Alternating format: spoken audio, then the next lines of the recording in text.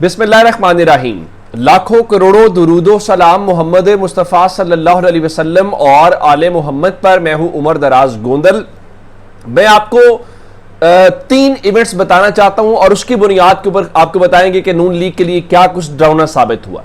आपको याद होगा जब सीज फायर हुआ था तो सीज फायर के बाद DGISPR ने across the board political parties का शुक्रिया अदा किया, सोशल मीडिया के लोगों का शुक्रिया अदा किया। नंबर 1 इवेंट तो ये है। नंबर 2, मरियम नवाज कॉन्टिन्यूसली वो यूटी लाहौर के अंदर गई तो भी 9 मई की बातें की। वो आज सरगोदा में थी और वहां पे भी उन्होंने 9 मई को लेके और PTI को जोड़ा इंडिया के साथ और कहा कि नुकसान पहुंचा है।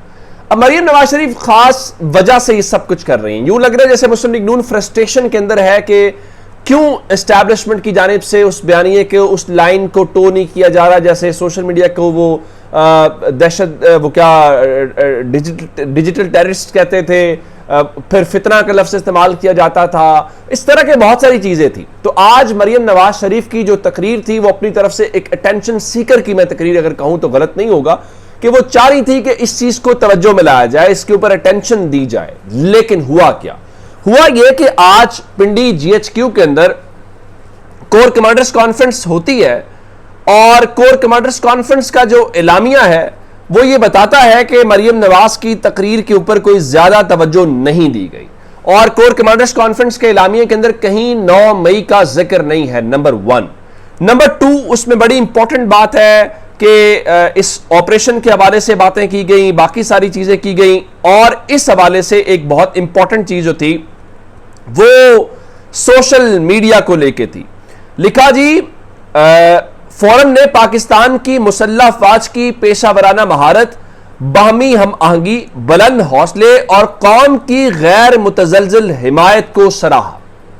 इसमें फौज अपनी प्रोफेशनलिज्म की तारीफ कर रही है और कौम का जो उनके साथ सपोर्ट है उसकी बात कर रही है। फौरन ने पाकिस्तानी मीडिया और इंफॉर्मेशन वॉरियर्स को सराहा। इंफॉर्मेशन वॉरियर्स से मुराद ज़ाहिर है सोशल मीडिया, जो भारतीय प्रोपेगेंडे, जाली खबरों और जंगी जुनून के खिलाफ रियासत के साथ कदम मिलाकर खड़े रहे। अब मीडिया के साथ सोशल मीडिया, और इसके ऊपर फैक्ट्स आ चुके हैं कि किस जमात के सोशल मीडिया ने क्या पोस्टें की, उनकी कितनी रीच थी, वो मेरे ख्याल है उस पर ज्यादा बात करने की जरूरत नहीं है। आगे लिखा, यहां तक सिर्फ नहीं है, पाकिस्तानी मीडिया ने हकायक और आदादो शुमार को दुरुस्त तरीके से पेश करते हुए अवामी एतमाद को फरोग दिया और गलत मालूमात का तदारुक किया। लेकिन जो अगली बात है वो शायद किसी को कबूल ना हो। कैसे? लिखा कि फौरन ने पाकिस्तानी नौजवानों के जज्बे और मुतहर्रिक शराकत को तहे दिल से सराहा, जिनकी कौमी हुब्बुल वतनी और जोशो जज्बे ने न सिर्फ कौमी रूह को उजागर किया बल्कि कौमी बयानियों को मौसर अंदाज में पेश किया। तहे दिल से वो कह रहे हैं भाई, हम जिस तरह अगर आपको याद हो DGISPR ने कहा था हम इन नौजवानों के मकरूज हैं। ये फौज की, अब क्योंकि ये इसके लिए एस्टैब्लिशमेंट का लफ्ज भी नहीं इस्तेमाल किया जा रहा, इसके लिए फौज का लफ्ज इस्तेमाल किया जा रहा है। ये कोर कमांडर्स कॉन्फ्रेंस का एलामिया है। तो अगर वहां पे ये सब बातें हो रही हैं और वहां पे पाकिस्तान की अवाम, अच्छा इसके अलावा एक और भी किया गया, फौरन ने सियासी क़यादत को उनकी दूर अंदेशी, मार्का हक के दौरान बेमिसाल क़यादत, पुख्ता यकीन और गैर मुतजलजल अज़्म के साथ कौम की रहनुमाई पर सलाम पेश किया। फौरन ने भारतीय मुसल्लह जारहियत के खिलाफ कामयाबी को इन अवामिल के मरहूने मिन्नत करार दिया। यानी फौज कह रही है कि ये वो बुनियादी एलिमेंट्स थे जिसकी बुनियाद के ऊपर हमने इस ऑपरेशन को कामयाब किया या हम जीते। अब यह है फौज का मौक़िफ़। अब मरियम नवाज की तकरीर और एलामिया 2 अलग अलग कहानियां बता रही है कि फौज ना डिजिटल टेररिस्ट कह रही है, ना किसी को फितना कह रही है, ना 9 मई की तरफ जा रही है, ना किसी और तरफ जा रही है। लेकिन मरियम नवाज शरीफ और मुस्लिम लीग नून बार बार चाहते हैं कि उसकी बात की जाए। और इवन आज इस्लामाबाद के अंदर जनरल आसिम मुनीर को फील्ड मार्शल का जो बैजेस हैं या उनका जो एजाज है उनके हवाले करने की तकरीब हुई और उसके बाद वहां पे जो सहाफ़ियों से गुफ्तगू हुई तो बताया गया कि फील्ड मार्शल आसिम मुनीर ने कहा कि मीडिया हमारा फख्र है। पाकिस्तानी मीडिया ने दुनिया को बताया कि हम सिर्फ सच बोलते और दिखाते हैं, लेकिन असल खबर, नवाज शरीफ साहब को क्या कोई वाकई ही जबरदस्ती लेकर गया, और लेकर गया तो कौन लेकर गया? आज शाम जो है वो मियां साहब जाती उम्रा से निकलते हैं, और मैंने आपको आखिरी वीडियो में बताया था कि मियां साहब लाहौर से निकल के इस्लामाबाद चले गए हैं, और मैंने आपको बताया था कि वो 2-3 दिन गुजारेंगे, उन्हें मरी भी जाना है, कुछ अहम मुलाकातें भी करनी है। तो मियां साहब जो हर अहम मौके के ऊपर गायब रहते हैं, आज मियां साहब जो है वो चश्मा लगाए हुए किसी गहरी सोच में गुम, दाएं जानिब इसहाक डार को बिठाए और बाएं जानिब बिलावल जरदारी को बिठाए बैठे हुए थे और गहरी सोच विचार में थे। लोगों ने मुख्तलिफ बातें की। लोगों ने कहा चलें फील्ड मार्शल की तकरीब के अंदर मियां साहब का मास्क तो उतरा। फिर किसी ने कहा कि मियां साहब आए नहीं हैं, मियां साहब लाए गए हैं। और मियां साहब आज जिस चेहरे के साथ, जिस गहरी सोच विचार के साथ थे, तो वो मेरा ख्याल है काफी था।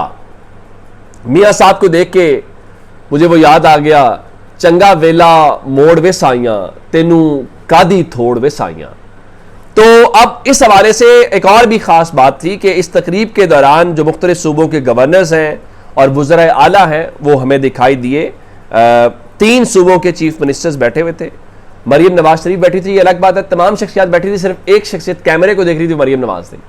मरीम नवाज थी, सैयद मुराद अली शाह थे और सरफराज बुगटी मौजूद थे, और पंजाब के गवर्नर भी मौजूद थे, और सिंध के गवर्नर भी मौजूद थे, खैबर पख्तूनख्वा के गवर्नर भी मौजूद थे, और बलूचिस्तान के गवर्नर भी थे। हाँ, इस तकरीब के दौरान जहां शहबाज शरीफ और आसिफ जरदारी और इवन नवाज शरीफ भी खुद चले गए, और हसन नवाज शरीफ भी, मियाँ साहब के साहबजादे भी मौजूद थे, साहबजादी भी उनकी मरीम नवाज मौजूद थी, लेकिन अली अमीन गंडापुर आज इस तकरीब के अंदर दिखाई नहीं दिए। अब सवाल यह है कि अली अमीन गंडापुर को आया इनवाइट नहीं किया गया, एक बात, या दूसरी बात यह है कि कहीं ऐसा तो नहीं है कि आज जो अली अमीन गंडापुर ने कहा कि इमरान खान का जो फील्ड मार्शल से मुतल्लिक बयान है, जिसमें वो कहते हैं कि जनाब आसिम मुनीर जो है वो फील्ड मार्शल की बजाय खुद को बादशाह कह लेते हैं, क्योंकि जंगल के में तो बादशाह का तस्वुर होता है, उन्होंने कहा कि मेरा भी वही बयान है। क्या उस वजह से वो शरीक नहीं हुए? लेकिन बहरहाल उनकी गैर मौजूदगी को आज इस हवाले से वो क्या कहते हैं कि बाकायदा नोटिस किया गया, और इसके ऊपर सवाल उठ रहे हैं कि वो वहाँ पे क्यों नहीं थे। हाँ, सहाफ़ी भी मौजूद थे आज की तकरीब में, और उन सहाफ़ियों में कुछ जो इंटरनेशनल मीडिया से लोग हैं वो भी वहाँ पे मौजूद थे, दिखाई दिए, और इसके बीच में जो आसमा शराजी हैं वो हमें दिखाई दी, और हमें हामिद मीर साहब दिखाई दिए, और उसके अलावा खावर घुमन दिखाई दिए, और उनके साथ शहजाद इकबाल दिखाई दिए, आदिल शाहजेब दिखाई दिए, और कहीं आखिर में जाके हसन अयूब जो रावी के नाम से मशहूर हैं, जो कहते हैं कि तकरीब में मुझे आर्मी चीफ ने पहचान लिया, वो मेरे नाम से वाकिफ़ थे, उनका हेलो हसन कैसे हो, तो वो भी आज उस तकरीब के अंदर मौजूद थे। तो इसके साथ अब ये बाकायदा जो इवेंट या तकरीब है वो बैजेस लगाने के साथ आज ये सिलसिला इख्तिताम पजीर हो गया, और इसके साथ एक गैलप का सर्वे भी जनाब इसे सर्कुलेट कर रहा है, और गैलप का सर्वे ये बताता है कि जो 96% पाकिस्तानी हैं वो भारतीय जारहियत का भरपूर जवाब देने के ऊपर खुश दिखाई दिए।